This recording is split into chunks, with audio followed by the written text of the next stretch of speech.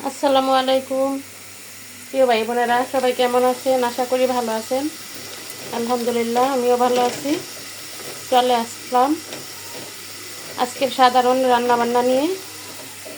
আজকে কয়েক পদের সবজি দিয়ে একটা সবজি রান্না করা হবে, আর কবুতর রান্না করা হবে। সবজির জন্য আমি পাতিল বসাই দিলাম, পেঁয়াজটা হয়ে গেছে, এখন মশলা দিয়ে দিব। পাটা মশলা দিয়ে দিলাম, অল্প একটু হলুদ মরিচও দিয়ে দিলাম, কারণ আমি এটাতে কাঁচামরিচ দিব, তার জন্য বেশি গুঁড়ামরিচ দিলাম না। স্বাদ মতো লবণ,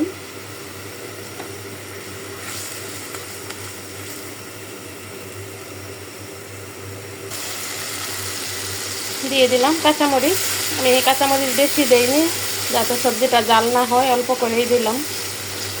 মশলাটাও কষানি হয়ে গেছে, এখন আমি ভালো করে ধুয়ে রাখা সবজি দিয়ে দিব। সবজি দিয়ে দিলাম, এখন একটু লাড়াচাড়া দিয়ে ঢেকে দেই, তাহলে সিদ্ধ হয়ে যাবে। এদিকে আমি কবুতরের জন্য সব কিছু রেডি করে ফেলি।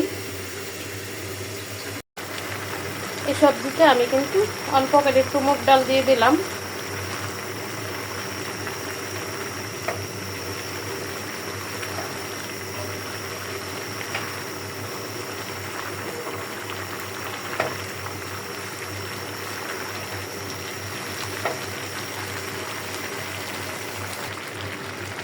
এখন আমি দিয়ে দিলাম টমেটো,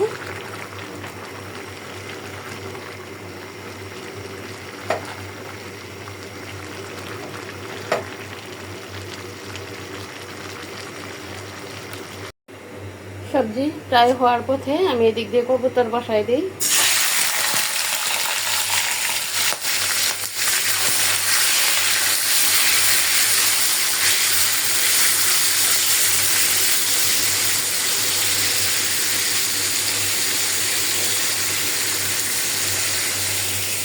এদিকে রুটি বানাইলাম, তালহার আব্বু ভাত খাবে না, বলছে সবজি দিয়ে রুটি খাবে, তাকে কবুতর আর সবজি দিয়ে রুটি দিব।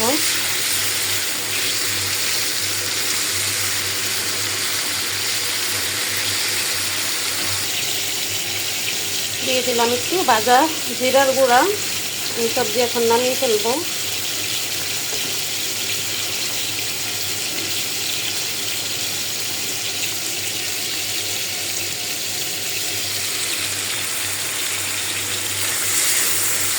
কবুতর ভাজা প্রায় হয়ে গেছে, আমি এখন পেঁয়াজ দিয়ে দিই।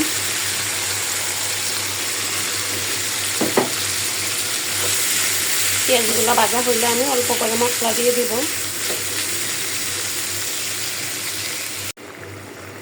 কবুতর তরকারিও হয়ে যাইতেছে, এদিক দিয়ে রুটিও সেঁকে ফেললাম।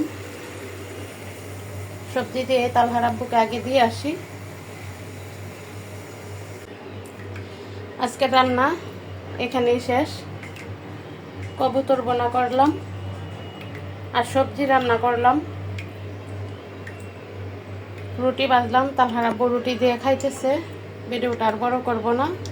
সবাই ভালো থাকবেন। আসসালামু আলাইকুম।